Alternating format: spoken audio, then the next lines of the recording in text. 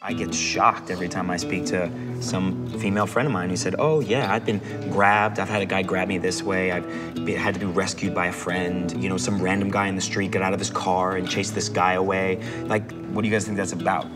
You know? Well, I mean, well, I shouldn't qualify it. Yeah, I think it's about women's bodies not being their own. It's like the woman who walked through New York and all those dudes hitting on her. And what's that about? And it's funny you bring that up. It made me think of growing up. And I used to talk to girls on the street, and I've now looked back on it and realized how little it had to do with them. It was all about me, often showing the guys around me what a man I was. Like, I know I can go out running in very small jogging shorts and no shirt anywhere in the city. And so there is an obliviousness, you know? Some people use the word privilege that I have of like being able to run Griffith Park at night or at dusk with no shirt and not even trip on it, and seeing a woman like with her flashlight and sweater in the same Griffith Park, and I'm like, she's being weird, when her experience of that event is completely different. It's funny, that whole walking down the street. I was on 51st and 9th a couple years ago in New York, and I hear this guy go, you know, baby, where'd you get that ass from? Like, blah, and all of this crazy stuff. And I'm thinking it's 2 in the morning, that it's a girl he's talking to. So I turn around, because I'm gonna go walk with the girl.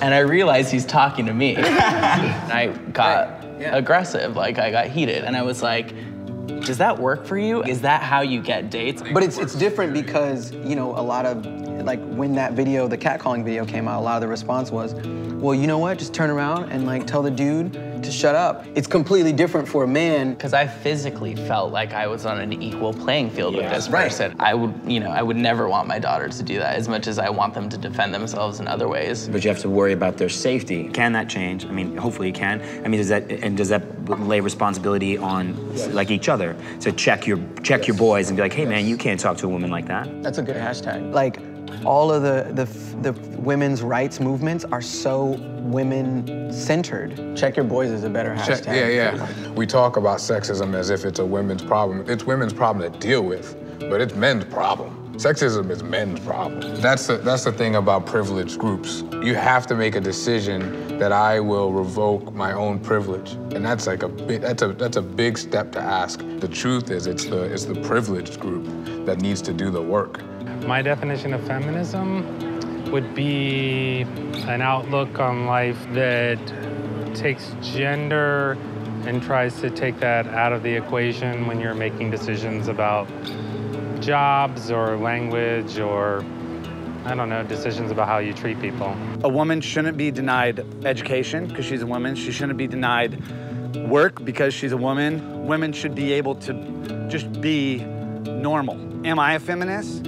Of course. Like, to me, it's such a no-brainer. It's so-called good guys. Good guys, like I define myself as a good guy, but women talked about situations, sexual situations where, you know, it wasn't rape, but they just gave in to a pressure because they were afraid. Stuff like that, where I can think back, there's been gray episodes in my life, you know, when I was younger.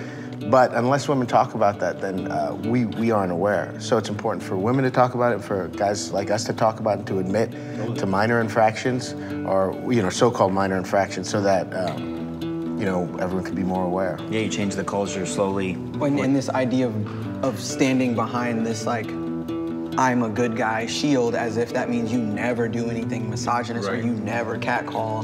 There's, like you said, those gray moments, and that was big for me too, of like, hearing a woman say, well, I didn't want to have sex, but we did. And I'm like, has that ever happened to me?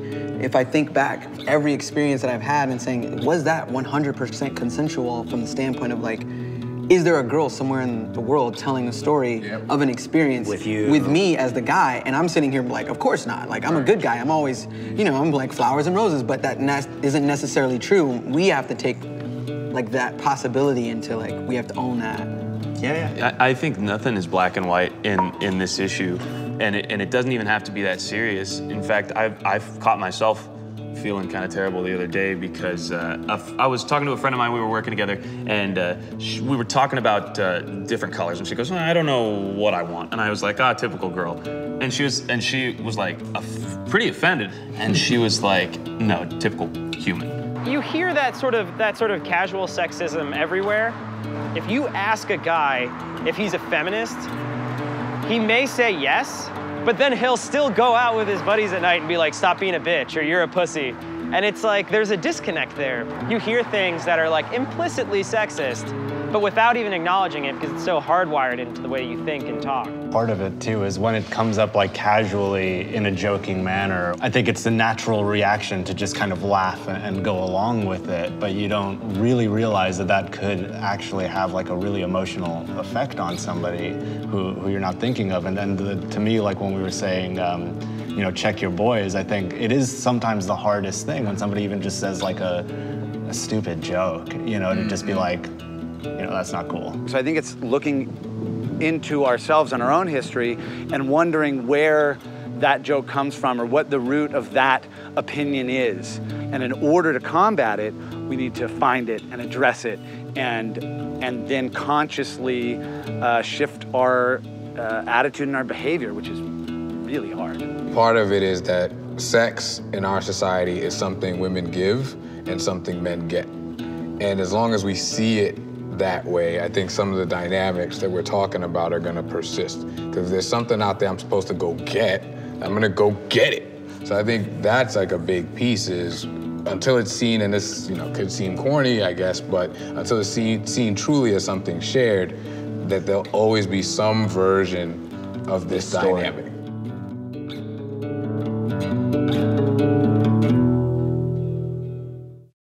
SoulPancake, subscribe!